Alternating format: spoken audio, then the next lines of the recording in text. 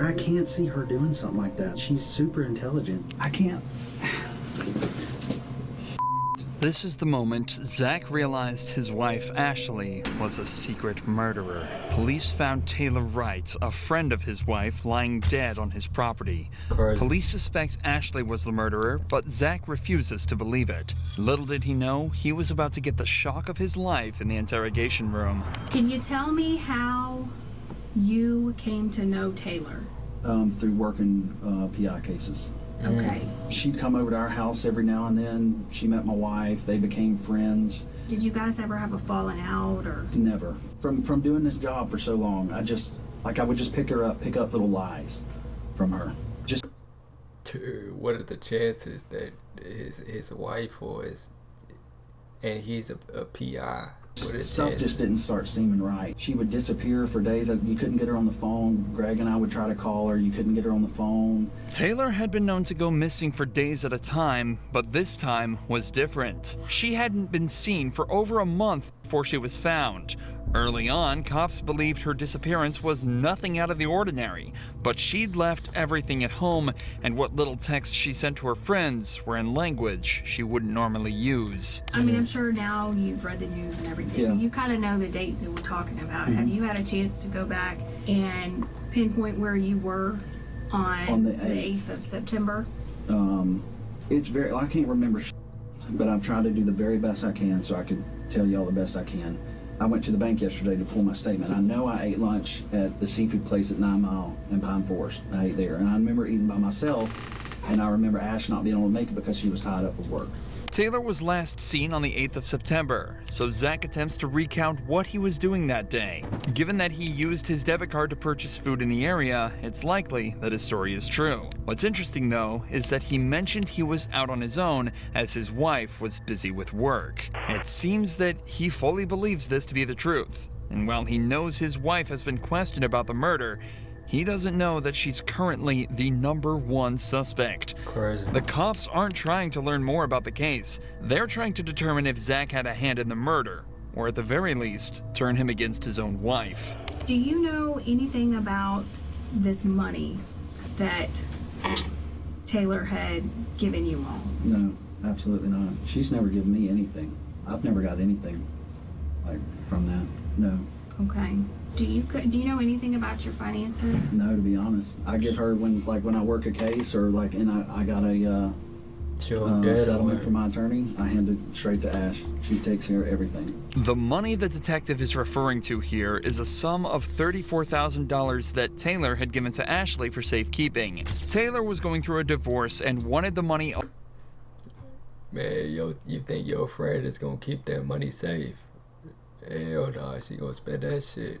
I guess she murdered her over with. Away from her own accounts. But instead of putting it in a safety deposit box as promised, records show Ashley put it into her own accounts. By the time Taylor wanted it back, she'd already spent all of it. Coincidentally, Taylor only asked for it back on the 8th of September. If it's not already obvious by now, Zach is a very caring person who obviously trusted his wife a lot. So far, he's provided solid answers to where he was when Taylor disappeared and his involvement in the couple's finances, equating to almost none. But the detectives have to rule out any involvement whatsoever, so they decide to discuss where the body was found. The property up on Britt Road. Mm-hmm. I still don't understand why would you give somebody else your money? Like, you could put it anywhere else, but why would you give it to somebody else, especially that large of amount? Like, you could trust them, but that's crazy to me. And that's owned by her aunt and uncle. Mm-hmm. Have you ever been out there? Yeah. When's the last time you think you were out there? The last time I went out there is when I traded my four-wheeler for a side-by-side. And that's the last time I've been. Before that, I couldn't tell you. When was that? A couple months back. Your phone number, the 554 number, do you always keep that on you? Yeah, I reckon. Do you ever loan it out to anybody? No. Okay. No. Would you No. ever loan it to anybody? Or No. do you remember Ashley ever using it, taking it with her? No. Don't tell me she tried to set him up. Okay, did it ever get lost or stolen or anything and get replaced? No, not that I recall. Okay. This might seem like a random question, but phone records actually played a huge part in uncovering the truth in this case. Not only did they show Ashley on the property Taylor was found dead at on the 8th, but they also showed Taylor's phone at a wedding Ashley attended the very next day. But Taylor was never seen at the wedding or anywhere else after that date.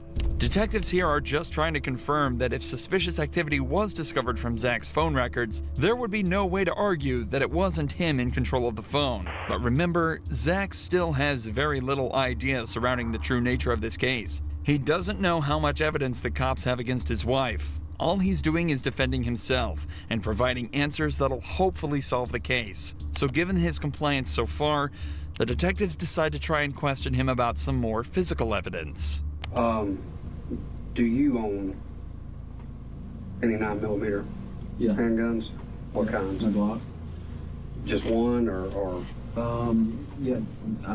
When I've got a lot of guns, so a lot. I think one Glock 9, what model? 19. 19? Okay. Do you know how Taylor died? Yeah, for Ackerman told me that the girl was shot, and he heard that from Molchan. So Ackerman She was told you young. and he got it from Molchan? Yeah. Okay. Did he elaborate on anything else? He just said that they thought the girl was shot. Okay. Did you ever buy Ashley a gun or anything of that nature? Man, over the years, yeah. Yeah. I bought her a 380 one time, What kind? PPK. Okay. And does she carry a firearm? I haven't seen her one in quite a while. Not at all. Mm-mm. Do you own a 38 airweight? Yes. And that, I mean, she used to, that's the last thing I ever remember seeing her with was a 38 airweight. And that was, I haven't seen her with that in I don't know how long. I mean, I'm interested. Did you kill or participate in the death Absolutely of? not. I would Let him never. ask this question. Okay. Quick as Did you hell. kill or participate or? Yeah, you could tell he's not guilty though, because he's fully cooperating. He's being honest, even though that is his wife. He's pretty much like saying everything. He was quick as hell to answer that Do question. you have any knowledge? Zero, Jason. Absolutely none. I don't want to be nowhere near it. Nothing involved with it. Nothing. I know nothing about it. The detectives are now trying to ramp up the pressure slightly. Zach has seemed extremely comfortable up to this point, and they're likely just trying to test whether that's because of the more casual nature of the interview so far, or if it's because he genuinely is innocent. However, Zach stays calm, and his body language confirms this. As the pressure mounts, Zach doesn't lean back, cross his arms, or really become closed off in any way as a guilty person may. Instead, he leans forward, maintains eye contact, and his statements are clear and concise. His posture here is one of confidence and cooperation. His feet are flat on the ground, and he's leaning towards the detectives, proving that he feels safe around them, and that he's got nothing to hide. In fact, this is just one of two different positions Zach has assumed throughout the interrogation. The other being a more casual, upright position with his hands and legs open. Zach is doing everything he can to appear innocent, and yet the pressure continues to mount. What do you think happened to Taylor? I couldn't tell you, Jason. I mean, I don't know.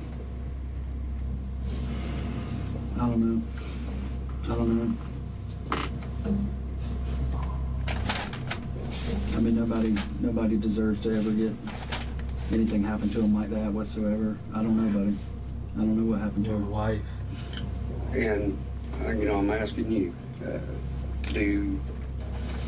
as this investigation continues, whether it's text, phone records, computers, financials, is there going to be anything that hems you up or ties you No, to absolutely that? nothing. Well, and not just being involved in the actual murder, but as far as, afterwards. Helping conceal. If any person in this world was like, hey, Zach, come help me do something, I would run from that mother as fast as I could. Well, I mean, just, hell, it's all over the news. Yeah.